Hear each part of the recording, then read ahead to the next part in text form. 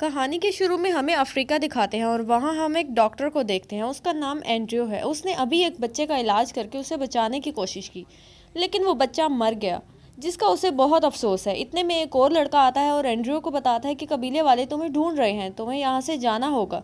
ये सुनकर वो अपनी वाइफ सू के पास जाता है और उसे कहता है कि कबीले वाले हमें ढूंढ रहे हैं, हमें यहाँ से जाना होगा। और तो सू उसके साथ जाने के लिए तैयार हो जाती है। वो दोनों क्रिश्चियन होते हैं और कबीले वाले क्राइस्ट के खिलाफ होते हैं, इसलिए वो दोनों को मारना चाहते हैं। दूसरी तरफ हमें एक छोटे से प्लेन को दिखाते हैं। प्लेन के अंदर 3 लोग होते हैं, जिनमें एक कपल होता है।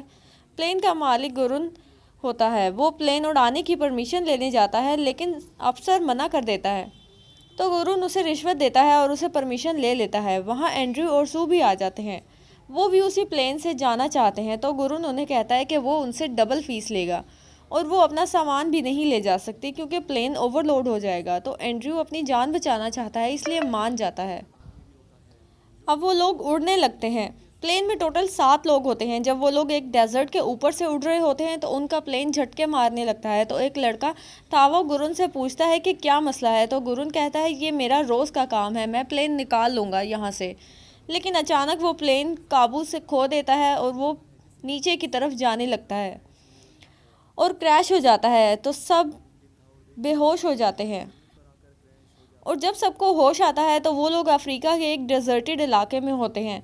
इस हादसे में एक लड़का सैम अपनी वाइफ को खो देता है। इसका उसे बहुत दुख होता है और एंड्रयू की वाइफ का पाँव भी किसी चीज़ में अटक जाता है, जिससे वो वहाँ से निकल नहीं पाती।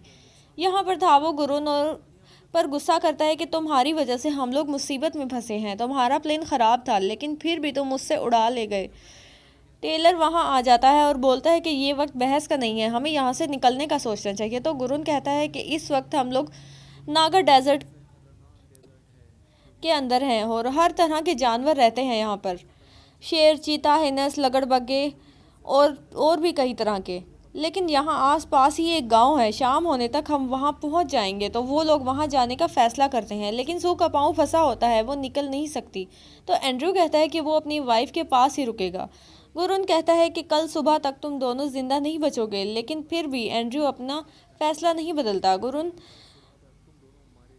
के पास एक पिस्टल भी होती है, तो थावो कहता है कि तुम एंड्रयू को ये अपनी पिस्टल दे दो, वो इससे अपनी जान बचा लेगा। लेकिन गुरुन इनकार कर देता है। उसके बाद वो चारों गांव की तरफ निकल पड़ते हैं।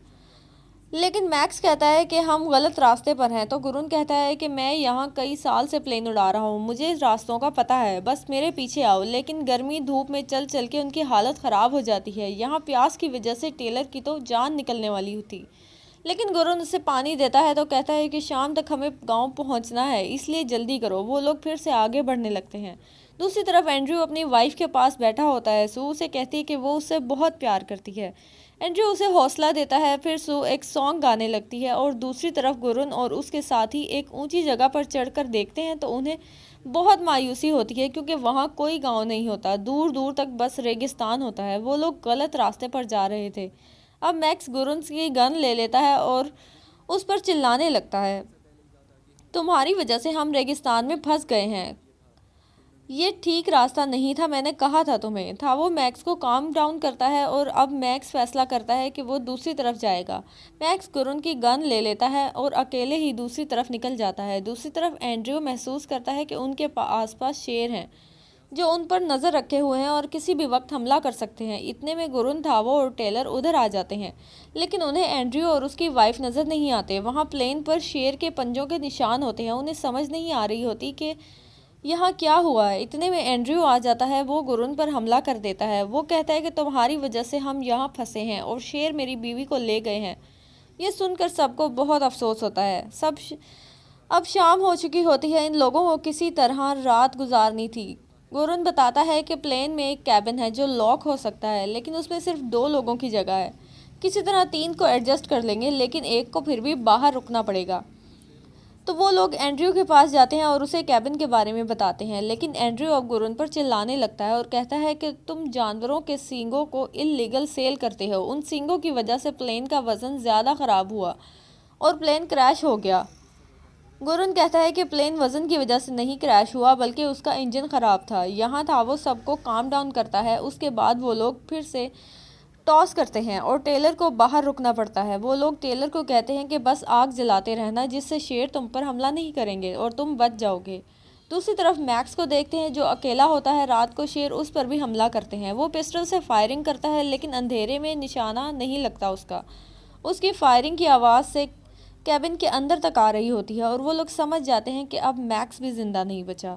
बस वो 4 ही लोग बचे हैं। अब रात को गुरुन कैबिन से बाहर पेशाब करने आता है। जैसे ही वो दरवाज़ा खोलता है, एक ब्लैक कोबरा उनके कैबिन के अंदर आ जाता है और वो इस बात से बेखबर होते हैं।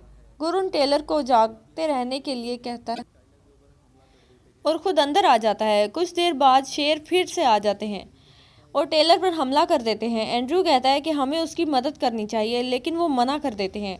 एंड्रयू दरवाज़ा खोल देता है और एक शेर उनके भी पास आ जाता है, लेकिन वो जल्दी से दरवाज़ा पकड़ लेते हैं। उसी वक्त कोबरा थावो की टांग पर काट लेता है। एंड्रयू डॉक्टर होता है, इसलिए वो थावो की टांग को बांध देता है और चाकू से उसके जहर को निकाल देता है। किसी तरह मुश्किल से उनकी रात गुजर जाती है। सुबह को एंड्रयू बाहर आता है तो बिल्कुल टूट चुका होता है। वो एक दरख्त के नीचे बैठ जाता है। अब गुरुन कहता है कि हमें यहाँ से जाना होगा, आज रात वो शेर फिर से आएंगे। लेकिन एंड्रयू कहता है कि उसके अंदर हिम्मत नहीं है। इतने में वो लोग एक गाड़ी को अपनी तरफ आते देखते हैं। वो लोग खुश हो जाते हैं कि मदद आ गई है। एंड्रयू के अंदर भी अब उम्मीद जाग जाती है, लेकिन वो लोग कबीले के होते हैं। वो लोग एंड्रयू को ढूंढने उधर आए होते हैं और उधर एंड्रयू को मारने ही वाले होते हैं कि थावो फिर से दरमियान में आ जाता है और सबको रोकता है। कबीले वालों को उधर जानवरों के सींग मिलते हैं, जिसे देखकर वो बहुत गुस्सा हो जाते हैं। तो वो एंड्रयू को कहते हैं कि तुम हमारे मुल्क में आके चोरी करते हो। तो गुरुन कहता है कि इसमें उसकी कोई गलती नहीं है, ये मेरे सींग है, मैं इन्हें बेचता हूँ। वो लोग गुरुन को मारने वाले ही होते हैं कि थावो दरमियान में आ जाता है, लेकिन वो लोग थावो को मार देते हैं। अब बस 2 बचे थे।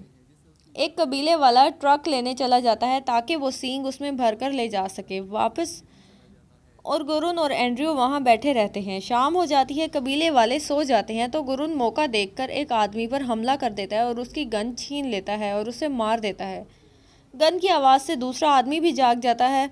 वो गुरुन को मारने लगता है। एंड्रयू पीछे से उस पर हमला कर देता है और उसे मार देता है, जिससे उसे बहुत दुख होता है क्योंकि वो लोगों को बचाना चाहता है, मारना नहीं।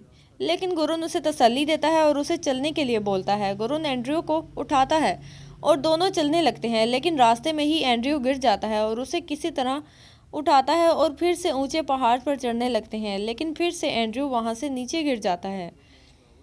गुरुन फिर से मेहनत करता है और उसे ऊपर पहुंचाता है। शेर वहां जमा हुए होते हैं और ऊपर चढ़ने की कोशिश कर रहे होते हैं। वो दोनों पत्थरों के पीछे छुपे होते हैं, लेकिन शेरों को खून की खुशबू आ रही होती है। वहां से गुरुन देखता है तो उसे गांव नज़र आ जाता है। ये देखकर उसे बहुत दुख होता है कि गांव वहां से इतनी करीब था और वो लोग गलत रास्ते भटक रहे थे और कितने लोग मारे गए। सब गुरुन एंड्रयू को कहता है कि चलो, लेकिन उसके अंदर ताकत नहीं होती। अब गुरुन उसे बचाने का फैसला करता है। वो एंड्रयू का खून अपने साथ लगा लेता है और एंड्रयू को कहता है कि जैसे ही शेर मेरे पीछे आए तुम गांव की तरफ भाग जाना। गुरुन शेरों के पास जाता है और शेर उसे चीर फाड़ देते हैं। उधर एंड्रयू उठ के चलने लगता है, लेकिन थोड़ी ही दूर चलने के बाद गिर जाता है। वहाँ हिनास आ जाते हैं और एंड्रयू उनके सामने होता है, लड़ने के लिए तैयार। लेकिन तभी आसमानी बिजली चमकती है और वो वहाँ से भाग जाते हैं और बारिश भी शुरू हो जाती है। जब बारिश रुकती है तो वहाँ गांव के कुछ लोग आ जाते हैं और उसे उठा के ले जाते हैं। इस तरह 7 में से सिर्फ एक इंसान जिंदा बचता है, बाकी सब जानवरों का शिकार बन जाते हैं।